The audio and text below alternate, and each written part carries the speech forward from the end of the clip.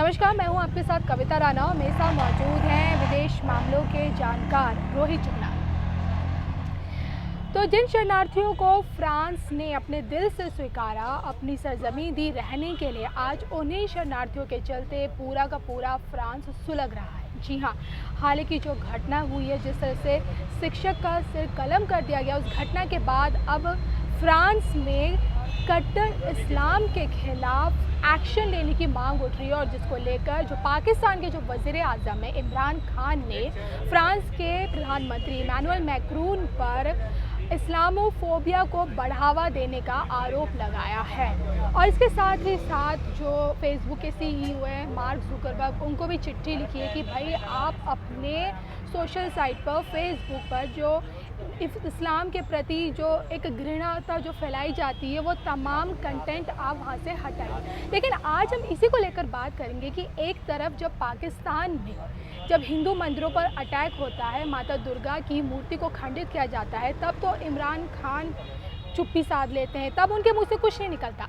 लेकिन जहाँ पे इस्लामिक कट्टरता फैली हुई है, जहाँ पे ये तमाम चीज़ें होती हैं, तो वहाँ इमरान खान चुप नहीं रहते, वहाँ उनकी आवाज़ बुलंद हो जाती है। आखिरकार इमरान खान का ये दोहरा चरित्र क्यों? क्या अपनी कुर्सी बचाने के लिए अब इमरान खान इस्लामिक कट्टरता का सहारा ले रहे हैं? रोहित, बताइए। बहुत सही बातें आपने कही और बहुत डिटेल में आपने बता दिया लोगों को कि इस वक्त पे चल क्या रहा है। दो अलग अलग चीज़ें हैं। देखिए, पहली चीज़ जो कि हमने देखा फ्रांस में हुआ, सैमुअल पेटी नाम के शिक्षक, और उन्होंने जो तस्वीर दिखाई उसको लेकर के आपत्ति, और उससे पहले भी हमने देखा था 2014-15 में क्या हुआ था, शार्ली हेब्दो की मैगजीन को लेकर के विवाद हमेशा से रहा है। लेकिन जो बातें आपने कही ना, जो एग्जाम्पल्स आपने दिए, और ख़ास तौर पे जब आप पाकिस्तान में सिंध में एंट्री करते हैं, तो सिंध में क्या होता है कि वहाँ पर लड़कियों का जबरन उनका अपहरण किया जाता है, उनका धर्म परिवर्तन किया जाता है, जबरन निकाह पढ़वाया जाता है उनसे, चाहे वो किसी भी धर्म की हों। और मेरे कुछ जानकार हैं जो पाकिस्तान में सिंध में ही रहते हैं, वो ये कहते हैं कि हम हिंदू हैं, लेकिन हिंदू त्यौहार मनाने में इतनी ज़्यादा दिक्कत होती है, इतनी परेशानी होती है कि क्या कहा जाए। लेकिन इन सारी बातों को लेकर के इमरान खान को आप कभी मुखर होते हुए नहीं देखेंगे। लेकिन जैसे ही दुनिया इस वक्त पे ये देख रही है कि किस तरह से जो आपने इस्लामोफोबिया का डर बताया, वो इस चिट्ठी में इमरान खान ने पूरी तरह से मेंशन किया है, जिसमें उन्होंने जुकरबर्ग को साफ साफ लिखा है कि ये जो हेट स्पीच फैलती जा रही है, इसको लेकर के आपको कदम उठाना चाहिए। जबकि उन्होंने इस बारे में कभी नहीं कहा, कुछ नहीं कहा इस बारे में कि जो पाकिस्तान में इस तरह की चीज़ें हो रही हैं, खासतौर पर सिंध प्रांत में, उसको लेकर के कोई कदम क्यों नहीं उठा रहे इमरान खान। ये उनसे सीधा सीधा सवाल है, क्योंकि इमरान खान वह सिंध को लेकर के कभी कुछ बात नहीं कहेंगे। वो नहीं बताएंगे कि आंकड़े क्या हैं, हर रोज़ कितनी जबरन लोगों, खासतौर पे लड़कियों का धर्म परिवर्तन किया जाता है, कितने मंदिर तोड़ने की आपने बात कही। सिर्फ माता दुर्गा का नहीं, हनुमान जी का एक पुराना मंदिर था, बहुत पुराना पुरातन मंदिर था, उसको भी वहाँ पर खंडित किया गया। और इसके साथ साथ ऐसी न जाने कितने मंदिर हैं। और जो जनसंख्या थी आज़ादी के टाइम पे जो हिंदू रहते थे, और आज उनमें कितना बदलाव आ गया है, कितना गिर गया है वो रेट, उस चीज़ को लेकर इमरान खान कभी नहीं बोलेंगे। लेकिन इस चीज़ को लेकर उन्हें पता है कि अगर यूरोपियन कंट्रीज़ में माहौल इस तरह का बन गया ना, तो यूरोपियन कंट्रीज़ में पाकिस्तानियों की तादाद, खास तौर पे यूके में, मैनचेस्टर, लिवरपूल, इन इलाकों में बहुत ज़्यादा तादाद है। और अगर क्योंकि यूरोप एक ऐसी चेन है, ऐसी चेन ऑफ कंट्रीज़ है जहाँ पर कंट्रीज़ इंटरलिंक्ड हैं एक दूसरे से। आप देखेंगे कि नियम कानून, चाहे वो प्रवासियों को यानी माइग्रेंट्स को लेकर हो, वो बहुत ज़्यादा बदले नहीं है। और ये माइग्रेंट्स कौन है? ये दरअसल वही माइग्रेंट्स हैं जो ईरान से, इराक से, और गेटवे इनका बना टर्की, वही टर्की जो इस वक्त पे दुनिया में पूरी तरह से जहर फैला रहा है। तो ये सारी की सारी चीज़ें वहीं से निकल कर आती हैं।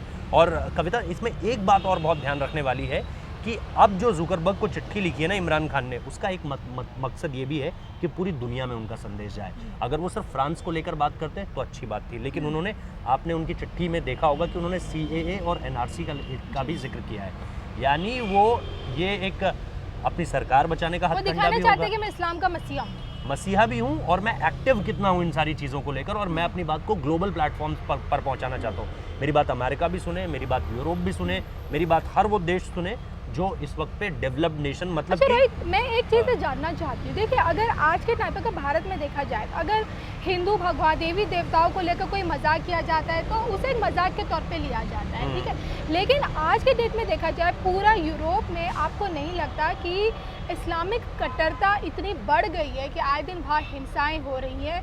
मतलब इस्लामिक कट्टरता की आग में पूरा का पूरा यूरोप जल रहा है। चाहे हम जर्मनी की बात करें, फ्रांस के तमाम मुल्कों की बात करें, इस्लामिक कंट्रीज भले ही इसकी निंदा करती हो, लेकिन इमरान खान ने इसे अपना एक ढाल बना दिया, मतलब जो इस्लामिक कट्टरता है उसे इस्लामोफोबिया का नाम दे दिया। नहीं, एक बात और है इसमें, ये जो सारे के सारे देश हैं ना, जो चाहे आपने जर्मनी का जिक्र किया, चाहे आपने फ्रांस का जिक्र किया, दरअसल ये वो देश हैं जिन्होंने माइग्रेंट्स को लेकर बहुत ओपन पॉलिसी रखी। बिल्कुल।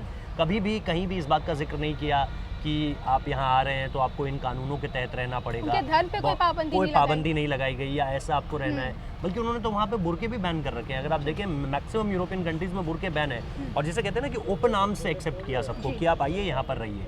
दूसरी तरफ और इमरान खान की जो बात आपने इसमें जोड़ी कि कहीं ना कहीं मुझे लगता है ना कविता, ये एक डाइल्यूट करने का भी मुद्दा है, जिससे अब बचने की कोशिश कर रहे हैं इमरान खान, क्योंकि अपने देश में खुद गृह युद्ध की स्थिति छिड़ी हुई है, अपनी कुर्सी बचानी है। ऐसे में क्या ये जो चिट्ठी है, या ऐसे में ये जो पूरा का पूरा मसला खड़ा हो चुका है, ये इस्लामोफोबिया का जिक्र करके क्या वो एक, जिसे कहते हैं ना यहाँ हमारे यहाँ की कन्नी काटना चाहते हैं कि भाई चलो रास्ता बदल देते हैं, बहुत फोकस हो गया इस चीज़ पे, अब मेरा नाम अगर इस चीज़ से जुड़ेगा कि मैं इस्लामोफोबिया के बारे में बोल रहा हूँ, तो अचानक से मुझे जो है ना वो मुस्लिम देशों का समर्थन मिलने लगेगा कि यार ये तो हमारे धर्म के बारे में बात कर रहा है। और ये बहुत दिल से लगाने वाली चीज़ है पाकिस्तान वालों के लिए या फिर मुसलमानों के लिए, गल्फ़ में भी, कि यार इस्लाम को लेकर के बोल रहा है या इस्लामिक्स के फेवर में बोल रहा है, तो इसको सुना जाना चाहिए।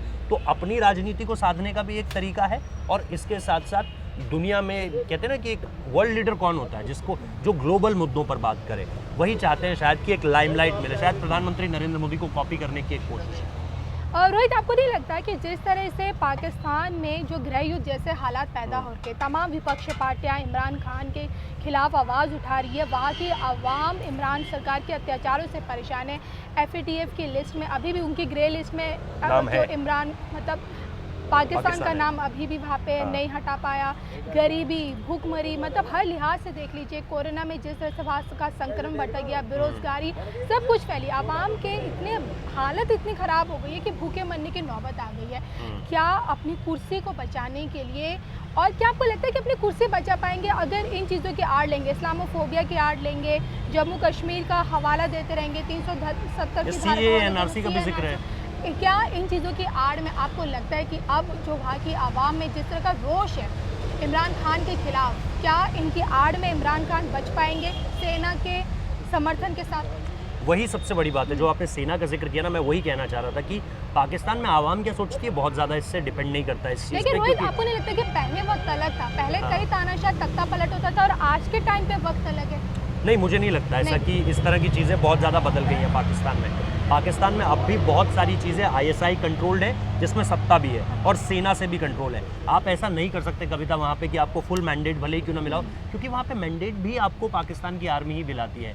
कब कहाँ क्या कर देना है ये वहाँ की आर्मी अभी भी कंट्रोल करती है, जो पाकिस्तान की आर्मी है। और इसके साथ साथ सबसे बड़ी बात ये कि अगर आप फुल मेजॉरिटी से आ भी गए, भाई आपके पास अच्छे खासे नंबर्स हैं, उसके बाद भी आप अपने हिसाब से कोई भी फैसला नहीं ले सकते।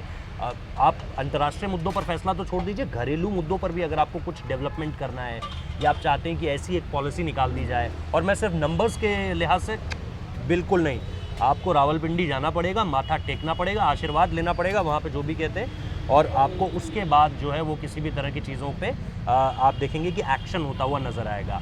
बिना ISI के आगे माथा टेके, बिना सेना के आगे माथा टेके आप ऐसा नहीं कर सकते। इसीलिए तो कमर जावेद हर उस फैसले में जिसमें इमरान खान को देखा जाता है, साथ में एक पैरेलल ड्रॉ किया जाता है कि बाजवा इस पर क्या सोचते हैं। भारत में ऐसा नहीं है। भारत में प्रधानमंत्री नरेंद्र मोदी ने जो बोल दिया वो पत्थर की लकीर हो जाती है। उनकी तरफ ऐसा नहीं है। उनकी तरफ आपको इमरान खान ने जो कह दिया, लेकिन मान्यता उसे तब मिलेगी या उसकी इंपॉर्टेंस तब होगी जब सेना प्रमुख भी उस बात में उनके साथ खड़े होंगे, तब जाकर चीज़ों को आप आगे बढ़ता हुआ देखेंगे। आप कभी नहीं देखेंगे पाकिस्तान में ऐसा कि इमरान खान ने कुछ बोला और वो चीज़ पूरी तरह से हो गई, ऐसा आप कभी नहीं देखेंगे। यानी कि पाकिस्तान कभी बदलने वाला नहीं है अभी तो फिलहाल ऐसे कोई आसार नहीं है। दुनिया में एक कहते हैं ना कि एक जहर की तरह फैला हुआ है, जो हर किसी मुल्क में जहर ही फैला रहा है, आतंकवादी फैला रहा है। और ये चिट्ठी उसका एक और जिक्र है। बिल्कुल।